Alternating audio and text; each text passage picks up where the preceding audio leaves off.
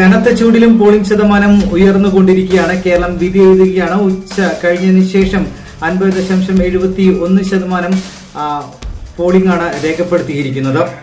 കേരളം ഇത്തവണ UDF തൂത്തുവാരുമെന്ന് മുതിർന്ന കോൺഗ്രസ് നേതാവ് AK ആന്റണി തിരുവനന്തപുരം ജഗദീഷ് സ്കൂളിൽ വോട്ട് രേഖപ്പെടുത്തിയതിനു ശേഷം സംസാരിക്കുന്ന അദ്ദേഹം 10 വർഷത്തെ ജനദ്രോഹ നടപടികൾക്ക് ജനാധിപത്യ കേരളം കടുത്ത ശിക്ഷ നൽകുമെന്നും AK ആന്റണി പറഞ്ഞു.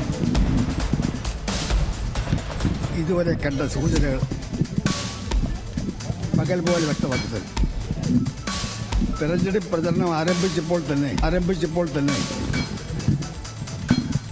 ശക്തമായ ഭരണവിരുദ്ധ വികാരം കേരളത്തിലുടനീളം പ്രകടമായിരുന്നു. അവസാനത്തെ 3-4 ദിവസം ആ വികാരം ഒരു ജനരോഷമാകുന്ന കൊടുങ്കാറ്റായി രൂപപ്പെട്ടതായിട്ടാണ് എനിക്ക് തോന്നുന്നത്. തൃശൂർ വടക്കാഞ്ചേരിയിൽ കള്ളോട്ട ആരോപണം. ഗേൾസ് സ്കൂളിൽ വോട്ട് ചെയ്യാനെത്തിയ വടക്കാഞ്ചേരി സ്വദേശി സജീവൻ നേരത്തെ പോസ്റ്റൽ വോട്ട് ചെയ്തതായി കണ്ടെത്തി.